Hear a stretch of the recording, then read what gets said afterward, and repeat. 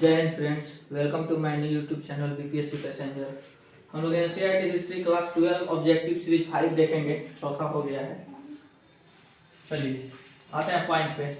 मेगास्थनीज जो थे किसके राजदूत थे, हम बता चुके हैं पहले का वीडियो में। इसमें दोबारा जान लीजिए, सेल्यूकस है। किसका थे? सेल्यूकस निकोटर इसका नाम है, ठीक है। इनकी जब युद्ध हुआ था ना, तो जो सेल्यूकस थे, तो सेल्यूकस युद्ध हार गए चंद्रगुप्त मौर्य से, ठीक है। तो जब युद्ध हार गए, बहुत भयानक युद्ध हुआ था। उसमें प्लूटार्क था उस समय यूनान का जो लेखक था, सब युद्ध का वर्णन नहीं करता है, सब केवल इतना भयानक था कि वो हार का वर्णन कोई थोड़ी करेगा अपना देश का। केवल लिखते हैं कि संधि हुआ, चंद्रगुप्त मौर्य और सेल्यूकस के बीच में संधि हुआ। इस संधि में कुछ लेन देन हुआ है। लेन देन कौन कौन होगा?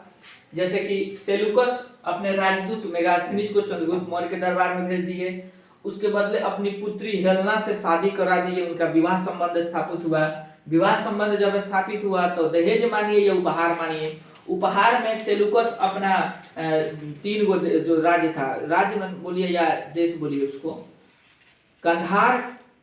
कंधार, हेरात और काबुल, ये दे दिए इनको, चंद्रगुप्त मौर्य को। जिससे अब ईरानी सीमा तक, ईरान का जो है ना एरिया, वहां तक हम लोग का मतलब मगध साम्राज्य का सीमा छूता था। यानी कि यहाँ तक का शासन का राजधानी कहाँ था शासक का? पाटलिपुत्र। समझ लीजिए हमारा पाटना कितना फेमस है। उसके बदले में क्या दिए चंद्रगुप्त मौर्य? 500 हाथी उपहार में दिए इनको। तो अब देख लीजिए, इतना कहानी हम बताए, आप ध्यान दिए हैं? ध्यान दिए मेरे बात पे? हाँ ध्यान दीजिए। मेगास्थनीज किसका राजदूत था? बोलिए। सेल्यूकस। मेगास्थनीज किसके दरबार में गया था? चंद्रगुप्त मौर्य के दरबार में। कलिंग युद्ध का वर्णन किस अभिलेख में किया गया? ये क्वेश्चन पूछता है, याद रखिएगा लोग। किस अभिलेख में? बस याद रख लीजिएगा, उसमें बहुत सारा अभिलेख है, उसका चर्चा भी नहीं होगा। उसके बाद आइए, मेगास्थनीज किसके दरबार में आया था? अभी कुछ बोले हैं, किसके दरबार में? चंद्रगुप्त मौर्य के दरबार में आए थे। पंचतंत्र की रचना किसने की थी? विष्णुसर्मा। पंचतंत्र क्या है? एक बुक है जिसमें नैतिकता के बारे में बताया गया है, अच्छा बुरा कहानी के बारे में, जानवरों सब के बारे में, सीख वर्धक कहानी है, इसमें शिक्षा मिलेगा इसमें। तो बताइए, प्राचीन नालंदा विश्वविद्यालय के संस्थापक कौन थे? कुमार गुप्त, ठीक है। बस इतना याद रखिएगा लोग। भारतीय इतिहास का कौन सा काल स्वर्ण काल कहलाता है? कौन सा काल कहलाता है? इस स्वर्ण काल का मतलब समझते हैं? खाली सोना निकला था नहीं, तो मतलब अब स्वर्ण काल मतलब ज्यादा उस टाइम मतलब कोई चीज बनवाया गया था। क्या चीज? कौन सा चीज? जैसे ताजमहल हुआ। ताजमहल उस समय बना था। ताजमहल मुगल बनवाया था। उसका भी अलग कहानी है। पैसा कहाँ से आने लगा? अंग्रेज जब ट्रेड करने लगा, बहुत ज्यादा व्यापार उस समय में, इससे पैसा आने लगा, टैक्स, इससे विकास। इसमें कला एवं संस्कृति जो होता है ना, कला एवं संस्कृति का काल, कला संस्कृति में बहुत ज्यादा डेवलप किया था गुप्त काल। यानी कि गीत संगीत, बुक लिखना, अपना संस्कृति को विकसित करना, धर्म के प्रति एकदम सजग रहना, इस चीज का बहुत ज्यादा इस समय विकास हुआ था। उसके बाद ब्राह्मण को बहुत ज्यादा भूमि दान किया गया था इस काल में, ठीक है। मंदिर का बहुत ज्यादा डेवलपमेंट हुआ था। भारत में सबसे ज्यादा मंदिर इसी काल में बना था। और स्वर्ण काल इसीलिए स्वर्ण काल कहा जाता है। अभी बीपीएससी का स्वर्ण काल चल रहा है, अभी नहीं चल रहा है, चलता था 4-5 काल लगातार वैकेंसी आ रहा था हर साल। तो इसको क्या बोला जाएगा? स्वर्ण काल। किसी के घर में खूब ज्यादा आमदनी हो, पैसा हो, कपड़ा लता आ जाए, गाड़ी किना जाए, तो वो जो समय है उसका स्वर्ण काल कहलाएगा, ठीक है। फोन बंद कीजिए। उसके बाद देखिए, स्वर्ण का तो सबसे सोना का सिक्का भी बना था। गुप्त क्या नाम है उसका? कनिष्क के समय सोना का सिक्का सबसे पहले बना था। कदफिसस सबसे पहले तो सोना बनाया, सोना का सिक्का प्रचलन कराया।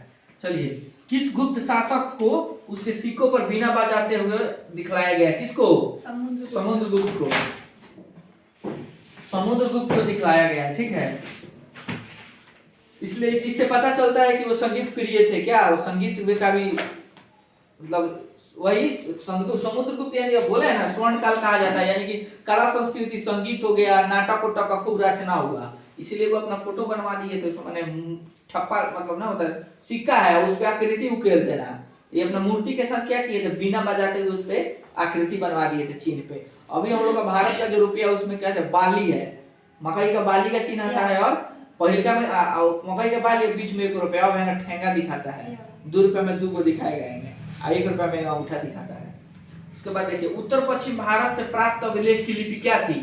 खरोष्टी लिपि थी। और बाकी भारत में प्राप्त क्या थी?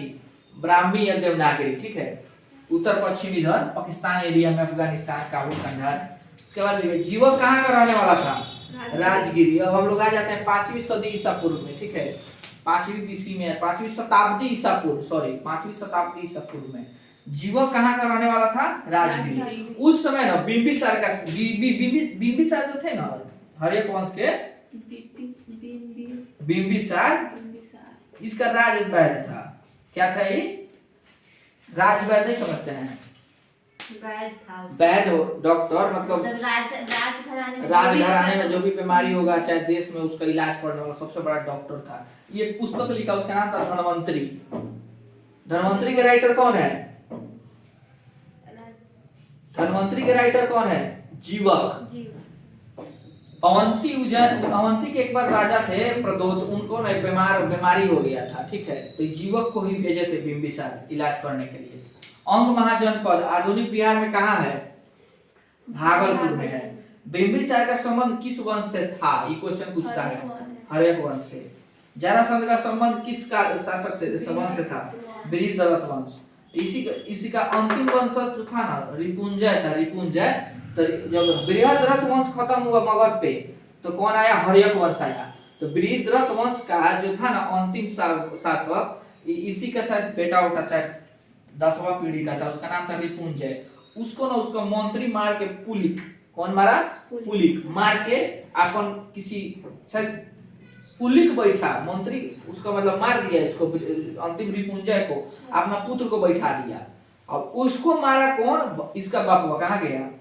हर्यक वंश का कौन था? बिंबिसार। इसका बाप भट्टिये नाम है, वो मार दिया और अपन बेटा खुद बैठ गया। उसके बाद बिंबिसार आ गया। ठीक है, बहुत लेक्चर और क्लास में होगा, ऑब्जेक्टिव आप लोग देख लीजिए केवल। उसके बाद कहाँ आ गया? कालिदास किसके समकालीन थे? चंद्रगुप्त मौर्य विक्रमादित्य, इनको ही बोला जाता है। चंद्रगुप्त मौर्य, सॉरी चंद्रगुप्त द्वितीय। चंद्रगुप्त द्वितीय। इसमें नवरत्न थे इनके दरबार में। कौन था? नवरत्न। नवरत्न किसके? अकबर के भी तो दरबार में थे नवरत्न। नवरत्न नहीं थे उनके दरबार में। अकबर के तो दरबार में नवरत्न थे। इनके दरबार में नवरत्न, अकबर के दरबार में थे। हाँ, अकबर के दरबार में नवरत्न नहीं बोला जाता है, 9वें को था, उसको कुछ और बोला जाता है। 9वें को था कुछ और, अबू फैजल थे, मुल्ला दो प्याजा था, उसके बाद तानसेन थे। जब बीना पे जब संगीत गाते थे ना तो दीपक जल उठता था, कांच का खिड़की टूट जाता था उनका गाना के धुन पे।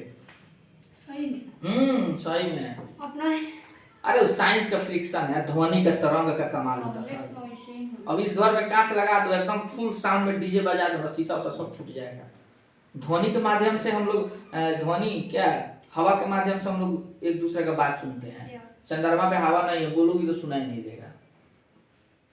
ठीक है, इसको आप लोग नोट डाउन कीजिए।